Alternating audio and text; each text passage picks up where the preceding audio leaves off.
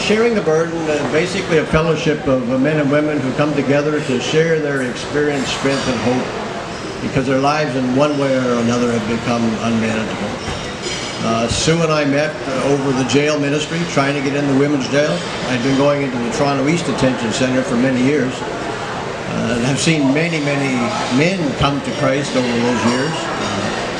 But now with the women, it's a whole new story. We actually have 5 meetings a week really in there, because we very often send 4 people in at a time and find that we can run 2 meetings at the same time in the jail. So we're seeing 100 people a month in that part of the ministry. So it's pretty exciting. But I need to tell you that sharing the burden, what it costed me to make this happen was my son. I lost my son to an overdose of fentanyl on June 8, 2012, long before the scare that we see today was so visible. But my son Sean and I used to talk through the glass in the East Detention Center quite often. I would try to pray for him, and there's nothing more hurtful than looking at your son with a black eye behind a glass that you can't get through, or give him a hug or a kiss or some encouragement. And and then I had to see him later on in a box. So it's the kind of thing you never forget, and it's the kind of thing that'll either wreck you or build you. When my wife caught me on the way home from a meeting and said, Scott, it's about Sean. And I said, what do you mean it's about Sean? She said, he's gone. I said, what do you mean he's gone? Well, he passed. He's dead. And my world stopped. It literally stopped. I couldn't speak. I don't know how long it was that I couldn't talk. But by morning, I knew that the gift of recovery that he and I had been given while he was alive, the gift of the 12 steps, the biblical-based 12 steps that allowed Sean and I to meet on a plane that most men and their sons never ever meet on, was something that needed to be told to the world, not just to people who were alcoholics, drug addicts, killers, mentally ill people, but to everybody. Everyone needed the opportunity to be exposed to these steps that could make life so important, so meaningful, so purposeful. I was given a purpose, and I knew the next morning I was in a meeting that day telling the same story I'm telling you now. I told the same story at his funeral.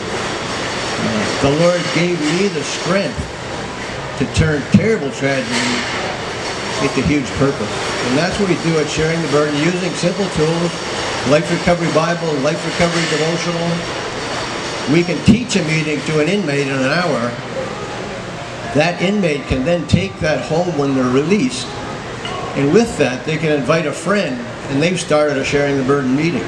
The idea is to get to the strata of society that nobody gets to, where these people come from. And it's a big, big, big job. Need a lot of people. Sue said 15 to 20 now are going into the couple of institutions.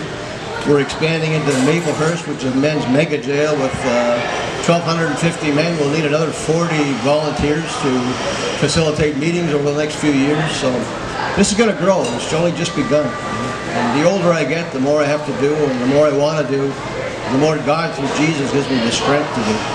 I could go on forever, but folks, just telling you that it's very meaningful. Sue's dream to get into the women's prison forced me to do what I always wanted to do anyway. And to tell you that it works is just to see these faces change in an hour, 2 hours sometimes, to see women totally hopeless come on our radio show 6 weeks later and tell of where they're going and how they're moving on in their lives. It's unbelievable. We see it every week.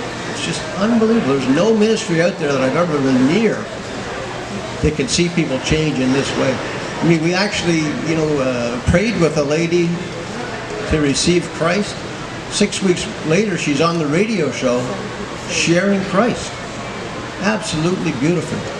I said 7 people got saved in front of us, right? Oh, lots of people got saved. Yeah. I know, but yeah. But anyway, I don't like numbers. Sorry. I like numbers. But yeah, left, right, and center. Folks, anybody who's interested in it, please drop by.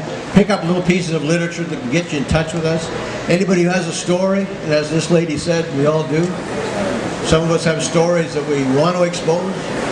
When I want people to talk to me and get comfortable with me, I tell them about my dead son. Sounds awful, but it works.